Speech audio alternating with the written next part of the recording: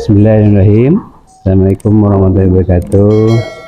Alhamdulillah hari ini kita bersama-sama untuk mengikuti kegiatan pelantikan IKA Pascasarjana periode 2024-2028. Alhamdulillah, terima kasih kepada Pak Rektor, Asosiat Profesor Didin Saifuddin, MSI, dan Pak Asep sebagai Ketua IKA terpilih. Dan tentunya saya ucapkan terima kasih kepada Pak Rektor yang telah hadir di kegiatan IKA hari ini, dan Pak Asep juga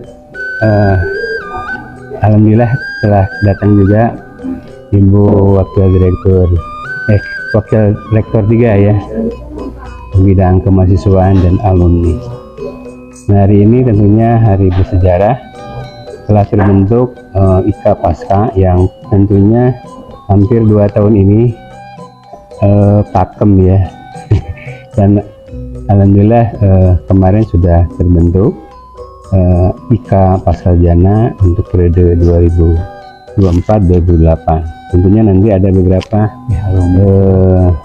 mungkin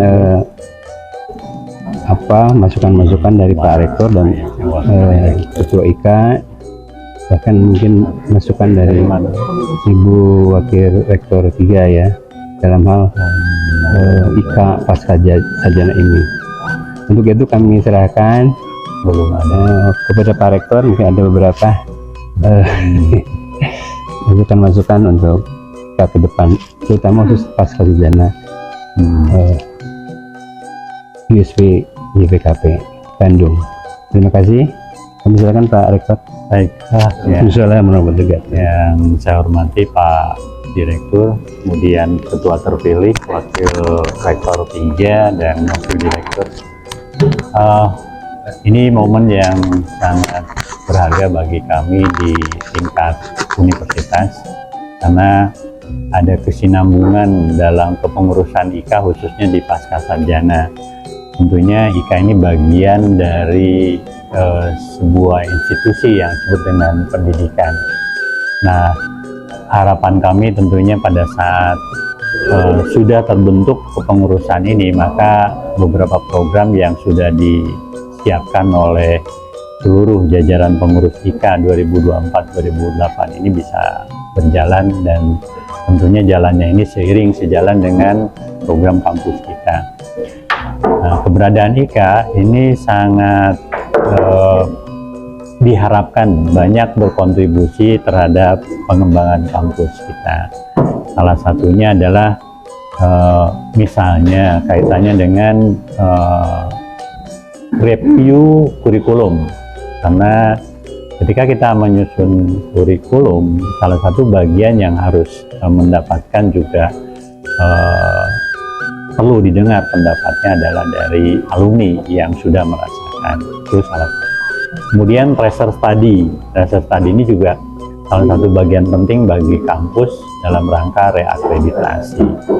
Dan yang lainnya tentunya adalah untuk meningkatkan kinerja kampus dari sisi yang lainnya, yaitu penerimaan mahasiswa baru melalui publikasi ataupun melalui promosi mulut ke mulut dari IKA. Diharapkan ini juga akan menambah wawasan dari masyarakat tentang keberadaan Pascasarjana Universitas Sangga-Buana. Dan yang terpenting lagi adalah bagaimana Pascasarjana di Universitas Sangga-Buana ini tidak hanya dikenal di Indonesia, tetapi juga di luar negeri tentunya.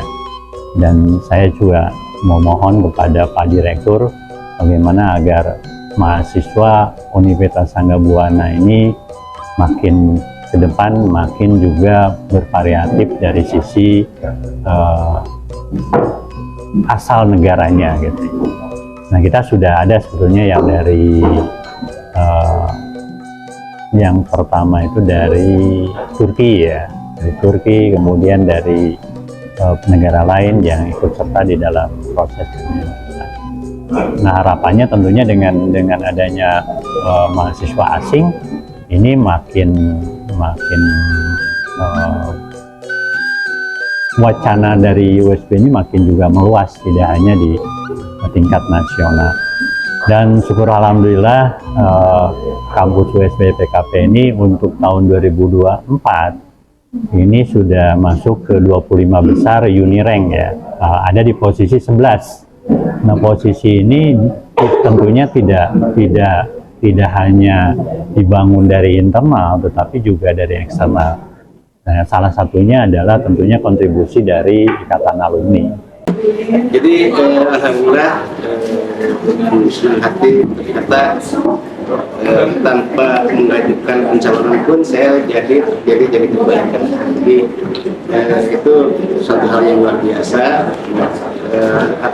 Kepercayaan dari rekan-rekan alumni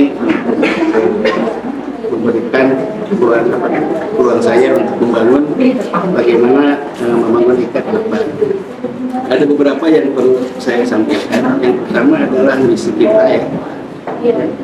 Yang pertama membangun sinergi dan konektivitas. Jadi ini diharapkan bahwa sinergi antara alumni dan konektivitas ini kita mengharapkan nantinya ada pengembangan. Termasuk juga tadi apa yang diharapkan oleh Pak Rektor bahwa informasi dan promosi dari USB ini bisa dikembangkan melalui alumni. Bahkan alumninya pun juga kalau saya dapat info ini sudah tersebar di seluruh Indonesia. Jadi kita bisa memberikan informasi tentang USB ini ke seluruh Indonesia. Yang kedua, ada beberapa kalau tidak salah sudah ada pertukaran pelajar antar negara gitu ya. Jadi itu pun juga kita bisa memanfaatkan alumni kita untuk memberikan promosi dalam negara yang lain sehingga kita bisa lebih luas yang diketahui oleh negara-negara yang lain dan Indonesia sama Juwana ini. Yang kedua adalah kita ingin membangun kemitraan strategis dalam pengertian bahwa kemitraan alumni dengan berbagai profesi kita bisa rangkum menjadi satu kesatuan atau kekuatan untuk membangun dika, mengembangkan bisnis, dan juga kita ingin mengembangkan masalah pendidikan, terutama dalam bidang penelitian kita akan sudah mengembangkan. Yang ketiga adalah kerjasama antar organisasi. Jadi diharapkan nanti IKA ini bisa melakukan kerjasama dengan organisasi terutama pemerintah dalam hal bagaimana kita mengembangkan ilmu pengetahuan dan teknologi yang ada di situ. Yang keempat, menyediakan ruang informasi. Jadi dengan adanya nanti kita akan membuat database alumni bahwa seluruh informasi tentang keberadaan alumni, tentang profesi alumni, tentang jabatan alumni bisa kita tahu sehingga ini bermanfaat dalam rangka memberikan peluang bekerja untuk para alumni yang memang masih membutuhkan pekerjaan seperti itu. Masalah yang ketiga adalah bagaimana kita mengembangkan strategi kita. Yang pertama adalah memperkuat hukum, ya, status hukum dari IKA sendiri. Yang saya tahu ini belum terdaftar di di Kupang. Jadi ini kita akan coba kita kembangkan, kita mulai ke situ.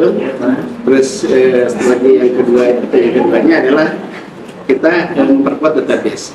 Jadi database kita perbuat dulu sehingga kita sudah dapat informasi yang lebih detail, yang lebih banyak dari rekan-rekan alumni sehingga kita bisa olah data itu. Kita juga ingin berusaha membangun solidaritas antara alumni, pengurus supaya tetap solid, saling percaya dan saling mengisi apa kekurangan di antara alumni. Itu. Yang keempatnya adalah yang kelima memanfaatkan setiap peluang ekonomi.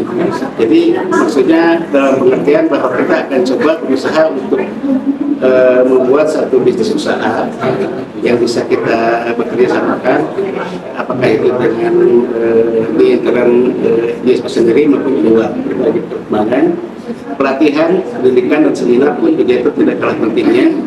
Kebetulan saya lihat ada beberapa yang memang teman-teman di UK ini dia ada di profesi di dalam dunia pendidikan. Itu akan bisa kita manfaatkan untuk memberikan pelatihan. Kira-kira itu yang bisa saya sampaikan. Terima kasih. Assalamualaikum warahmatullahi wabarakatuh.